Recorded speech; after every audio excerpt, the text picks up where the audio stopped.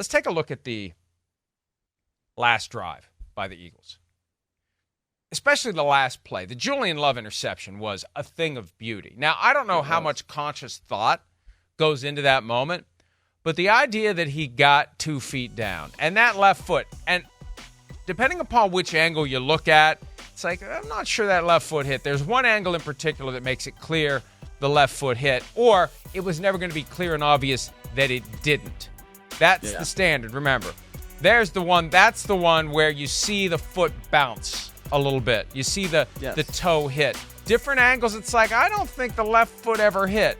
That one, it's not as clear, but it was never going to be clear and obvious to overturn the ruling on the field, and I think the first angle we showed would have been enough to overturn a ruling that his foot didn't hit.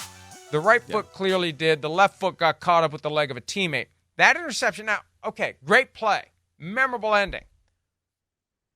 Can we play that full play from the beginning? Do we have the full play from the beginning and freeze it before the snap? I don't know what you're doing there. I don't know why you're throwing that deep. It's 13 seconds to play. Yeah. Jalen Hurts just got the ball into position where you're not all that far away with 2 timeouts in your pocket. You're not all that far away from a field goal to force overtime. Why in the world are you doing it? Other than, you know what the explanation is, we're just being aggressive. Well, okay, fine. But there's times where it's smart to not be aggressive. You've got the opportunity with 2 timeouts. The entire field is open to you. This isn't just they got to protect the sidelines. You can throw it in the middle. You can run it again. You can do exactly what you just did and get it to the 40. At the 40, that's a 58-yard field goal. That's makeable.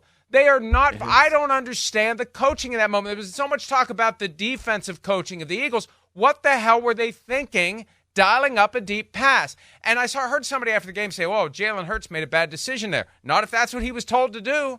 I don't know whose idea that was to throw that ball. But they got what they deserved. F around and find out, as you would say, and others would say. But I learned it from you. Why are you doing this? Why are you doing this? And it makes no sense to me. I mean, other than F it, A.J. Brown is down there somewhere. Like, that's the other thing that kind of came to mind with this particular play. But you're right. It's not necessarily the best strategy. Unless you think you're catching somebody off guard and you've got the immediate one-on-one, then yeah, I understand you take that shot down the field to A.J. Brown, but that's not really what that they had. I mean, this is not the way that, frankly, the Eagles played Drew Lock, right? They weren't really daring Jalen Hurts to just throw it down the field and say, yeah, beat us this way. When you have the middle of the field open from an opportunity standpoint, because you have 2 timeouts left, I think it behooves you to use the middle of the field in some way, run a double move from the slot, all these different kinds of things that you can do. Or if necessary, Jalen Hurts just take off, get some yards, get down. And I think what you're saying about it being a 58-yard field goal, if you get down to the 40, we know Jake Elliott can make that, right? It's not necessarily the same as it is in Philadelphia, but a few weeks back, what did we see him do against the Buffalo Bills in a torrential rainstorm? I mean, this guy is a great kicker, so it's not like you weren't going to have opportunities to tie the game up there, and I thought that they would until Jalen Hurts decides, you know what, we're going to take this deep shot to A.J. Brown. And so, I don't know if it's the coaching point. I don't know if it's the decision-making by Hurts, but whatever it was, it clearly did not work. And it wasn't the right process in that moment. Well, the guy who's playing deep safety on that play, who was there before the snap, I didn't see him up at the line of scrimmage and then sprint back there. It wasn't disguised. Julian Love's already picked Jalen Hurts off once.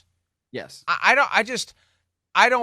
love to really break down the thought process. I'd love to know what the play call was, what the read progression is. Was it just Jalen Hurts saying, screw it? You know, they threw a deep one to DK Metcalf. They threw a deep one to Jackson Smith and Jig, but that's Drew Lock. I'm better than Drew Lock. I can do the same thing. Did he see Julian Love and say, hey, he got me earlier, he's not going to get me again? I don't know how much conscious thought goes into a moment like that. All I know is it was stupid. Whoever made the decision, it was a stupid decision. I'm not saying the person who made the decision was stupid. I don't know if it was the offensive coordinator. I don't know if it was Nick Sirianni. I don't know if it was Jeffrey Lurie. I don't know who it was. But the decision itself was stupid. You're at the 45-yard line on your own side of the 50. How many times can you remember? Because this is another one where I was like, holy crap.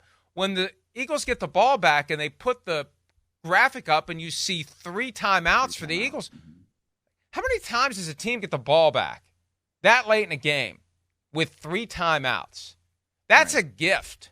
That's a gift that you should not squander or piss away, as the case may be, by throwing it deep. You don't need to throw it deep. You have 2 timeouts left. You're 15 yards away from a game-tying field goal attempt. What the hell are you thinking?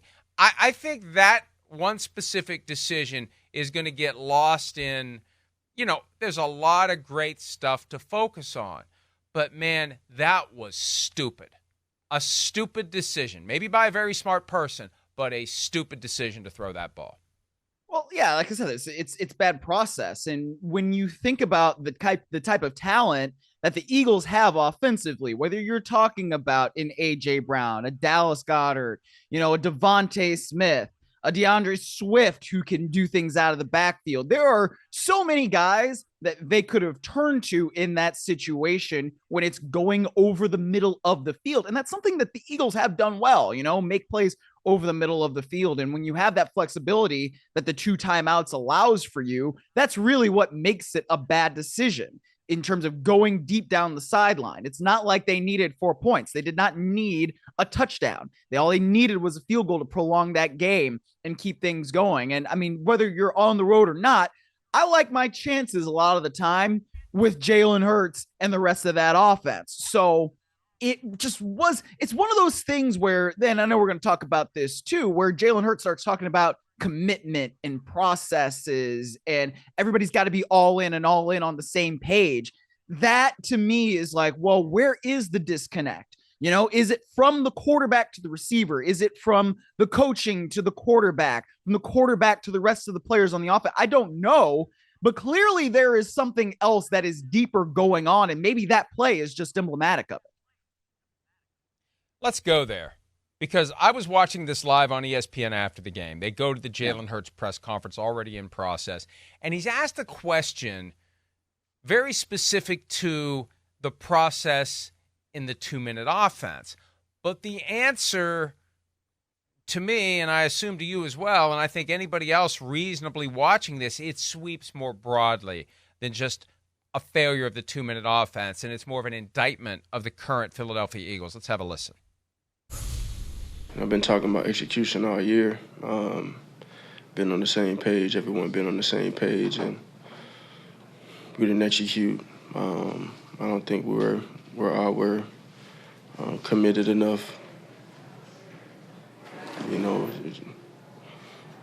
Just got to turn it around. It's a challenge that we have to embrace. Just continue to see it through. What do you mean by that? About being committed enough? Commitment. I don't know that. I had a dictionary on me now. Excuse me. I don't know how else to say that. I guess, how are you seeing that present itself? Just, it's a matter of being on the same page. It takes everyone being all in all aspects, and, it starts with me. It's the way he said it. I don't know that we're committed enough. Mm-hmm. He's being very careful, but not. And it's almost like he was deliberately not stammering there, but I don't think we're committed. And then he really pulled himself back, like he was straying toward being a little bit of an ass. Like, I don't have a dictionary. I don't know what to tell you. And he's like, excuse me. I don't know how else to say it. Yeah. Commitment. Are we committed? And he prides himself on being a leader. He prides himself. He told me this last year after one of their wins during their dominant season that ended in an almost Super Bowl win. He wanted the team to take on his personality, his idea, his commitment.